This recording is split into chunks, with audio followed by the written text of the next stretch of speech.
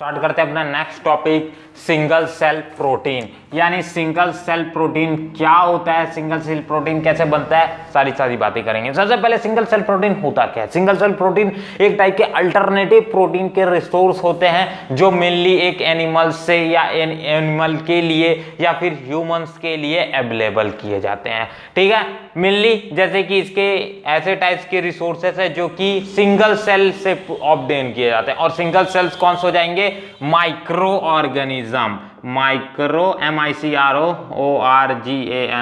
Micro organism से develop किए जाते हैं। तो SCP क्या होता है, SCP ऐसे टाइप्स के प्रोटीन्स होते हैं जो कि मेनली माइक्रो ऑर्गेनिज्म से डेवलप किए जाते हैं एक इंडस्ट्रियल स्केल्स में। और इनका प्रोटीन कंटेंट या प्रोटीन का न्यूट्रिएंट वैल्यू कितना होता है, बहुत ज्यादा हाई होती है।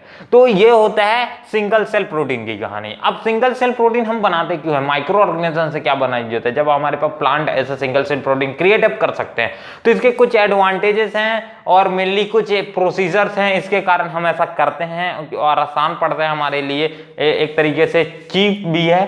अब बट ये क्या क्या प्रोसेस है एक एक करके बात करते हैं। तो मेनली इसे इंडस्ट्रियल स्केल्स में कुछ माइक्रो ऑर्गेनिजम्स का यूज करके बनाया जाता है, जैसे कि स्पिरुलिना हो गया, मिथाइलोफाइलस हो गया, मिथाइलोट्रोपस हो गया। तो ये कुछ टाइप्स के सिंगल सेल प्रोटीन हो जाएंगे या माइक्रो ऑर्गेनिजम्स जिनका हम इस्तेमाल करते हैं सिंगल सेल प्रोटीन्स क्रिएट करने के लिए।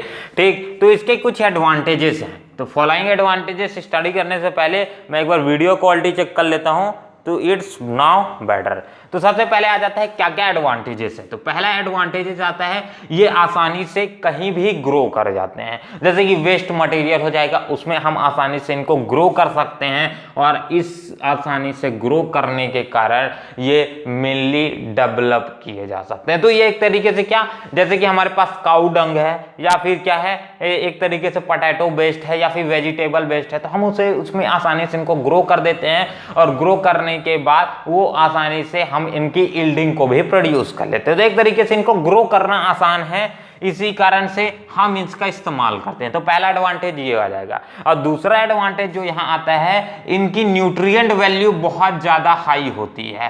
ठीक है, इंक्रीज न्यूट्रिएंट वैल्यू होने की बजाय से हम इनको दूसरे एडवांटेज या दूसरे कारण से हम इन्हें चूज करते हैं प्रोटीन फॉर्मेशन करने के लिए।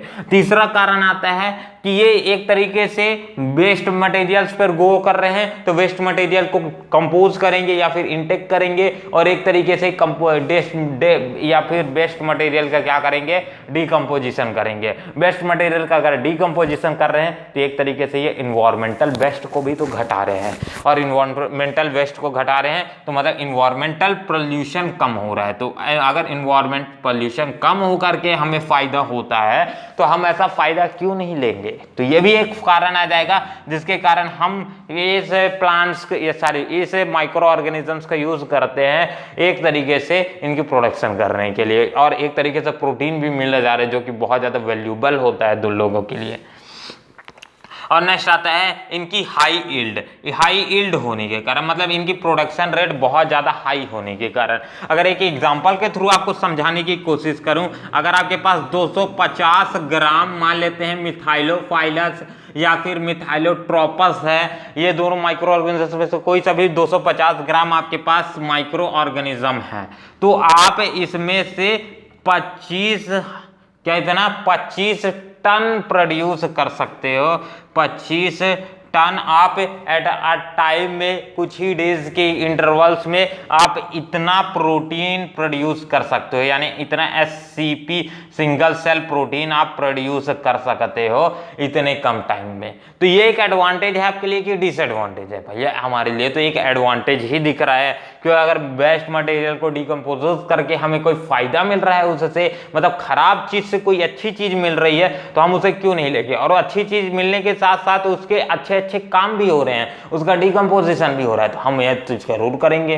ठीक है, चलो, तो इसे इंडस्ट्रियल स्केल्स में ज़्यादातर परफॉर्म किया जाता है क्योंकि वहाँ प्रोडक्शन करना और उसका मैनेजमेंट करना, बाकी चीज़ें बहुत ज़्यादा आसान हो जाती हैं। नेक्स्ट आता है हमारा, ये फूड रिक्वायरमेंट की डिमांड को पूरा करता है, जैसे कि हिडन हंगर हो गया या फिर न्यूट्रिएंट वैल्यू हो गई किसी इंसान के लिए कम हो रही है, तो मेनली एक तरीके से बॉडी डेवलपमेंट के लिए हम इसका इस्तेमाल करते हैं। तो एक तरीके से फूड डिमांड को पूरा करता है दुनिया भर में। तो ये आ जाएगा कारण सिंगल सेल प्रोटीन का इस्तेमाल करने का। फिलहाल एक फटाक से इसके स्क्रीनशॉट हो जाए और फिर बढ़ते हैं इसी में आगे, ठीक।